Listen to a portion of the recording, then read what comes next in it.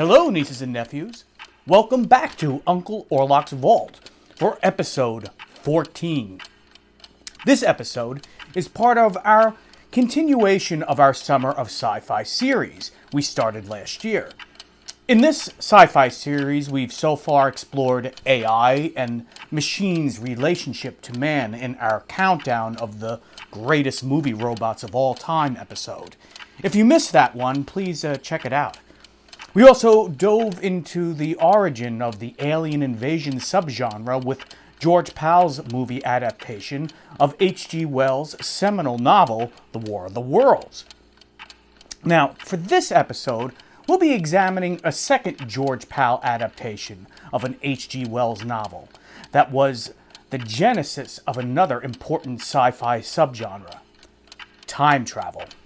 So synchronize your clocks as we will be looking back and forwards at The Time Machine from 1960.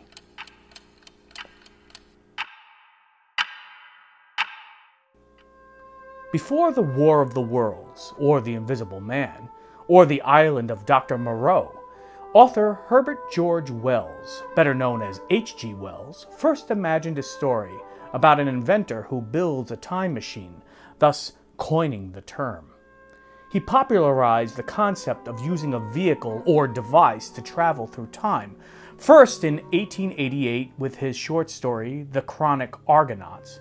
Later, in 1895, he published his first completed novel entitled The Time Machine, which was an immediate success. The story is set in Victorian England, just before the turn of the century.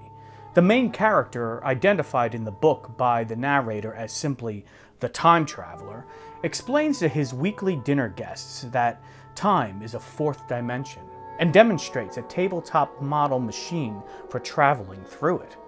He reveals he has built a machine capable of carrying a person through time. At dinner the following week, a weary, disheveled traveler stumbles into the room and recounts to his guests what he experienced on his journey into the future, approximately 802,701 years into the future, where, or when I should say, he meets the Eloy, a society of innocent childlike humanoids living off a fruit-based diet in a forest-like paradise, only later discovering the existence of the monstrous ape-like troglodytes who live in darkness underground and surface only at night. These monsters control the Eloy like cattle to later feed on them. He saves one of the Eloy from drowning, the young, beautiful Weena, and befriends her, during which his time machine is stolen, taken inside a huge structure resembling a sphinx. Thus, the traveler must enter the dark underground domain, only to come face to face with the horrific creatures known as the Morlocks.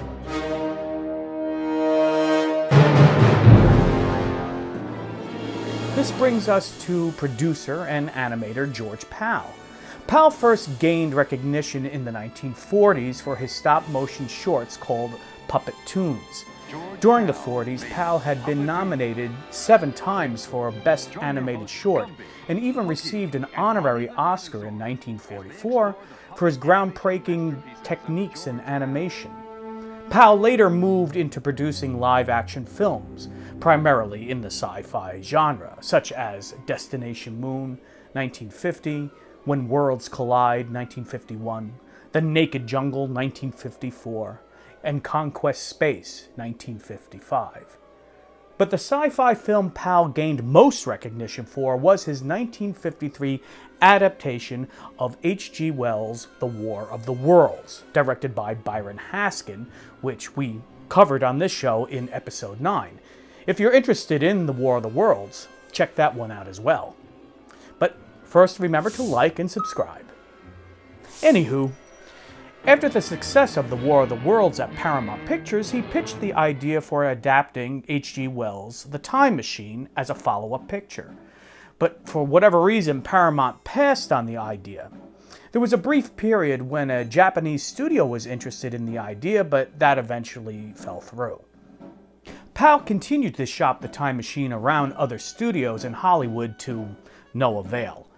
Pal instead decided to move into the director's chair for his next project, a film version of the fairy tale Tom Thumb in 1958, starring Russ Tamblyn at MGM Studios. During this time, Pal had developed a friendship with the head executive of the MGM British studio, Matthew Raymond. He pitched Raymond on the time machine idea and secured a green light from the studio. David Duncan was brought on to adapt the book into a screenplay. Duncan would go on after to write other sci-fi scripts for the 1966 film Fantastic Voyage and the TV show Outer Limits. The next thing was to find a lead actor to play the time traveler, who in the movie version was given the name George, named not after George Pal, but rather the middle name of H. George Wells, as briefly glimpsed on the control panel on the time machine. At first, Pal wanted to cast a middle-aged English gentleman type, like actor David Niven or James Mason. Shakespearean thespian Paul Scofield was also briefly considered. But in the end, George Pal decided he wanted to go for a more muscular, traditional, idealized hero type, and instead cast 39-year-old Australian actor Rod Taylor. Taylor had already been in several films, including Giant in 1956 and Raintree County in 1957. After The Time Machine, Taylor would go on to a long career, starring in many films, most notably Alfred Hitchcock's terrifying masterpiece, The Birds, in 1963. Many years later, Taylor would return to the screen in a brief cameo as Winston Churchill in Quentin Tarantino's *Inglourious Basterds* in 2009. So I went right into working with these wonderful, wonderful people and learning every minute of my young life by doing it, you know. So it was a great experience. And then, of course, like the third or fourth or fifth or something picture, they put me in The Time Machine, which has become a kid's classic, you know, when I was young and gorgeous. Some of the supporting cast include Alan Young, playing the dual roles of George's friend David Philby and his son James Philby. Young, mostly known for his voice and TV work, may be most recognizable as Wilbur alongside the talking horse on the TV show Mr. Ed. He also voiced many cartoon characters, including his distinct vocal performance as Scrooge McDuck. If that machine can do what you say it can, destroy it, George, before it destroys you. Also, Sebastian Cabot, who appeared on such TV westerns as Gunsmoke and Bonanza, in addition to his prolific voice work for Disney, including the vocal performance of Bagheera, the panther in The Jungle Book. Tom Helmore, who appeared in the classic thriller Vertigo, as well as on TV in Alfred Hitchcock Presents and Night Gallery. The cast also includes Whit Bissell, known by many fans of horror, sci-fi, and fantasy for appearing in such genre classics as I Was a Teenage Werewolf and The Creature from the Black Lagoon, a favorite here at the Vault. Plus TV shows like the original Star Trek series, and as a regular on producer Irwin Allen's The Time Tunnel, playing Lieutenant General Haywood Kirk. British character actress Doris Lloyd plays Mrs. Watchett. Lloyd had a career that spanned over 150 films, including the original Wolfman and The Sound of Music. The film also includes an uncredited vocal performance by Paul Frees as the voice of the Talking Rings. Has at last come to an end. There is nothing left to fight with, and few of us left to fight. The atmosphere has become... Frees was a prolific voice actor known as the Man of 1,000 Voices. He previously worked for George Pal as the opening narrator for The War of the Worlds, as well as many cartoon voices throughout his career, including Boris Badenoff on The Rocky and Bullwinkle Show, as well as the ghost host heard in the Haunted Mansion at Disney parks. Now for the young, lovely Eloy character named Weena, whom George initially saves from drowning and befriends, ultimately saving her again from a deadly fate in the subterranean world of the Morlocks, George Pal cast young, inexperienced actress Yvette Mimieux. At first, neither the executives at MGM nor Rod Taylor approved of the young Mimieux, worrying about her lack of acting experience. Taylor petitioned for actress Shirley Knight to be cast. But after a second screen test, Powell got his way, casting Mimieux in the role, saying she expressed the required innocence for the character on screen. Taylor observed her initial inability to act, saying later in an interview that he thought of Mimieux as, quote, kind of a strange hippie child. He might have been more right than he realized, as it was later discovered Mimieux had lied about her age to get the role. She was still a minor when cast, but turned 18 while in production. As filming continued, the untrained ingenue started to get the hang of it, and her performance improved as production went on, resulting in Powell deciding to reshoot some of her early scenes at the end of the schedule. Mimieux ended up signing a long-term contract with MGM, and after The Time Machine went on to have a fruitful career. Over the span of her Hollywood career, she received 3 Golden Globe nominations, and was even briefly married to renowned Singing in the Rain director Stanley Donen. Now, unlike Singing in the Rain, The Time Machine would be no major MGM production, as Powell was given a very limited budget and schedule to make the film. In fact, Powell originally wanted to shoot in London, but with MGM setting the budget at just under $1 million, he had to settle for the Culver City studio backlot, where the Victorian-style court on Lot 2 would double for the London streets. The use of matte paintings would fill in the rest of the backgrounds for certain scenes. To cut costs even more, some costumes and set decorations were reused from the production of Forbidden Planet 1956. These included the Civil Defense Air Raid officer uniforms worn by the ship's crew in Forbidden Planet, and the large acrylic sphere in the Talking Rings room, a prop originally from the C-57D's control bridge. Production would commence on May 25, 1959, and would last until June 30th, just 29 days of principal photography. The visual effects for The Time Machine were created by frequent George Powell collaborators Hua Chang, Gene Warren, and Tim Bohr. For one sequence set in the year 1966, just after a volcano explodes, miniature sets and cars were built depicting the London streets of the future being destroyed by lava and volcanic ash. The lava was created by using oatmeal and red food coloring. Since they were shooting this in the summer in Southern California, the heat caused the oatmeal to ferment, so when they released the fake lava for the scene, it stank up the whole stage. One standout sequence is when George travels forward through time and he sees everything changing around him. This was achieved using a combination of time-lapse photography and stop motion, which earned the film an Academy Award for Best Special Effects. When George finally arrives more than 8,000 years into the future, he meets the Eloy. At first, he finds them to be docile and benevolent. They are the descendants of the British elite. At first glance, the world of the Eloy seems to be a paradise utopia. But George quickly becomes disenchanted when he realizes they are dull, unintelligent, and weak, lacking in any curiosity or apparent driving purpose. What have you done? Thousands of years of building and rebuilding, creating and recreating so you can let it crumble to dust. When a large temple sphinx suddenly emits a loud siren call, every Eloy in the surrounding area falls under a trance. A Pavlovian response to the siren causes the Eloy to blankly walk like cattle to slaughter through the opening doors of the Sphinx temple until the siren ceases and the doors close shut again. George begins to realize this paradise may be more like a livestock grazing pen.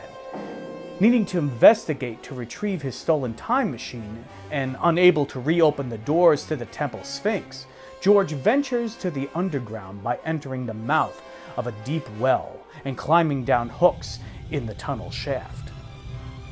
Beneath is a subterranean world of darkness where the constant droning and thudding of industrial machines can be heard.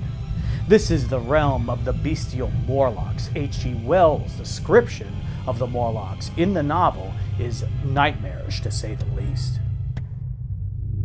Chapter 9. The Morlocks. I felt a peculiar shrinking from those pallid bodies. They were just the half-bleached color of the worms and things one sees preserved in spirit in a zoological museum. And they were filthily cold to the touch. I was roused by a soft hand touching my face. Starting up in the darkness, I snatched at my matches, and hastily striking one, I saw 3 stooping white creatures, similar to the one I had seen above ground in the ruin, hastily retreating before the light. Living as they did in what appeared to me impenetrable darkness, their eyes were abnormally large and sensitive, just as are the pupils of the abysmal fishes, and they reflected the light in the same way. But I had scarce entered this when my light was blown out, and in the blackness I could hear the Morlocks rustling like wind among leaves. In a moment I was clutched by several hands, and there was no mistaking that they were trying to haul me back. I struck another light and waved it in their dazzled faces. You can scarce imagine how nauseatingly inhuman they looked. But I did not stay to look, I promise you. I retreated again. When it came time to interpret Wells' descriptions for the screen, George Pal himself contributed to the Morlocks' creature design. But the majority of the credit must go to MGM makeup artist William Tuttle for his extraordinary construction of the Morlocks' creature suits and makeups. At the time, the Academy Awards did not recognize the makeup department with awards, but Tuttle would eventually receive an Oscar a few years later in 1965 for his work on another George Pal film, 7 Faces of Dr. Lao. In that film, he created an abominable snowman creature based off his Morlock design. When casting the Morlocks, shorter actors were employed in order to make the 5'11" Rod Taylor look taller. The Morlocks, as created by Tuttle, have become an enduring classic sci-fi movie monster. That brings us to the time machine itself. The now iconic prop was designed by MGM art director William Ferrari. With many studio credits to his name, Ferrari also notably art directed 27 episodes of the original The Twilight Zone series. The look of the machine suggests a sled with a large clockwork rotating disc in the back. The disc rotated at various speeds to indicate movement through time, evoking both a spinning clock and a solar disk. Now, technically, it can be said that decades later, the Time Machine in Back to the Future may have been made out of a DeLorean, but the original Time Machine was designed by Ferrari. I mean, if you're going to build a time machine, why not do it with some style? Now, you might wonder what happened to this historic prop. Well, in 1971, MGM found themselves in financial straits, with the old studio system dying, and sold off many of their assets. In fact, the time machine prop was auctioned off along with Judy Garland's ruby slippers. 5 years later, the time machine, in a neglected state with missing parts, was found sitting in the back of a second-hand store in Orange County, California. Film historian and collector Bob Burns bought it for $1,000. Burns had also obtained the original blueprints for the prop from George Pal himself. Using those blueprints, Burns, along with his crew of friends, including Star Trek original series writer D.C. Fontana and Michael Miner, who was the art director on Star Trek II: The Wrath of Khan, restored the prop to its former glory.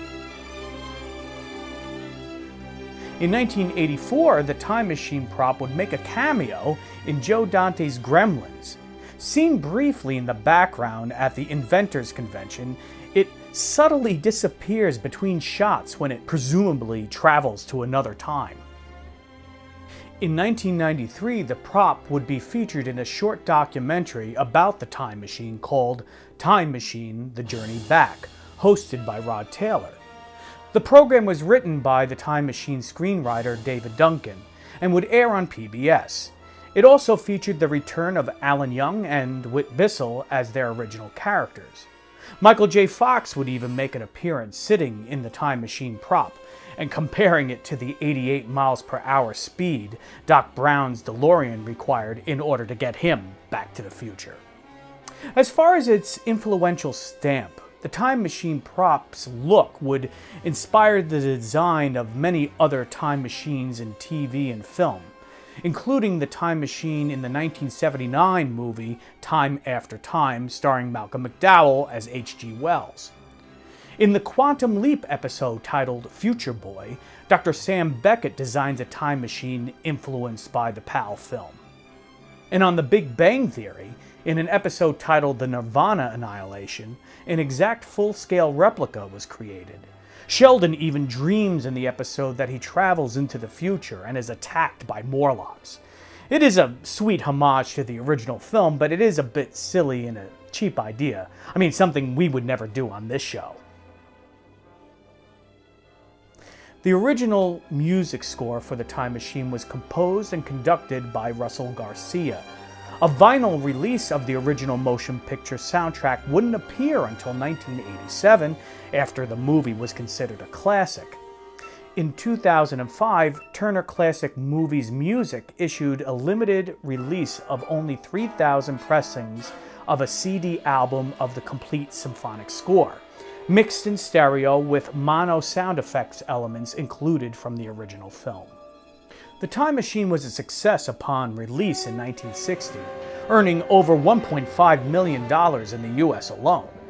George Pal immediately started planning a sequel, submitting several script drafts to the studio, but MGM ended up rejecting them all. The Time Machine is a big part of my life because it was my first starring role. It was made for $600,000. Nobody thought it'd be anything. And lovely George Pal, who created and directed it, I honestly believe he died of a broken heart, and that's why I have a big thing about the Time Machine. Because he tried so desperately to make a sequel, and they said, that cheap little picture, that's not going to go anywhere. And it's probably the biggest kids or adult classic of science fiction movies ever. Audiences would be treated to other versions of the Time Machine released over the decades, including a comic book adaptation put out by Marvel Classic Comics in 1976. In 1978, there was a made-for-TV version that was intended to be more faithful adaptation of the H.G. Wells novel. This remake aired on November 5th on NBC and included Whit Basile once again in the cast. Then in 2002, a big-budget remake of The Time Machine was released, this time by Warner Brothers and DreamWorks Pictures. This version starred Guy Pearce and Jeremy Irons. The film took more liberties in its adaptation of the source material, borrowing more from the 1960 film than the novel. Interestingly, the movie was directed by Simon Wells, who is the great-grandson of H.G. Wells. Alan Young makes a cameo appearance here, reprising his role as the elder Philby. Other changes made to the story in the 2002 version is the time traveler is not named George but Alexander. They also moved the location of the story from London to New York, while adding a backstory subplot that reveals Alexander's main motive for creating the time machine is so he could go back in time and save his girlfriend from dying. New characters were created as well, including a hologram played by Orlando Jones, and a leader of the Morlocks who is of a higher caste, played by Jeremy Irons. This new evolved being of the underground race is more intelligent and possesses psychic ability. The Morlocks themselves are now depicted to be more like soldiers sent out by the higher caste to hunt the Eloy. These Morlocks are much bigger, more fierce, and intimidating. The sophisticated creature design was created by the late makeup and special effects master Stan Winston and his crew. Now, there is no doubt that the special effects and production value of the 2002 remake is technically superior, but personally I find the original 1960 film possesses a fun charm that makes it more of a frequent rewatch for me. The Time Machine's fan base has only grown over the years, and along with the War of the Worlds, solidifies George Pal as a great filmmaker, especially since he was able to deliver such memorable movies, often on a small budget. As for the legacy of H.G. Wells' first novel, he undoubtedly created a story that has weaved itself through many imaginative interpretations, and opened up the idea of time travel as its own subgenre. The concept of time travel has inspired countless authors, from Ray Bradbury to Michael Crichton, to imagine their own stories. Movies, whether high-minded like Chris Marker's La Jetée, remade as Terry Gilliam's 12 Monkeys, or Christopher Nolan's Tenet. Time travel. No. Or fun, popular comedic films like Bill and Ted's Excellent Adventure. Not bad. And of course, Back to the Future. Have all contributed to the time travel mythos. Superhero movies. Time travel! Romantic movies. And even other sci-fi stories where time travel is only one element baked into the world, like the Terminator franchise or Doctor Who, all continue to build off humanity's fascination, curiosity, and desire to visit the near or distant past, or fast forward to an unknown far-off future. Any way you imagine the concept to tell a new story, it is all due to the influence and imagination of one man, and that is H.G. Wells.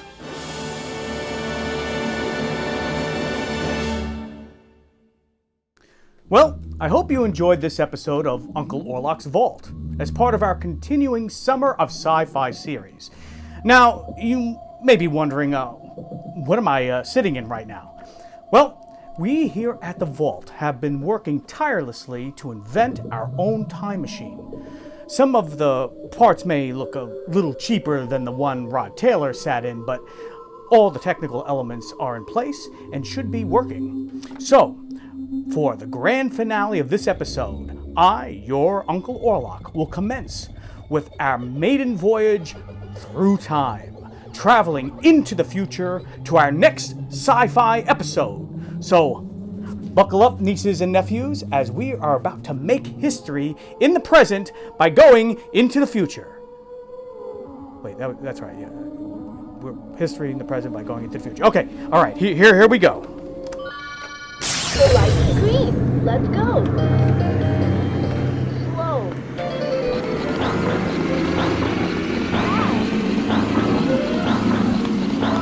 Okay, oh boy. I hope this works. This costs us a lot of money. All right, power on, dial up. Here we go into the future.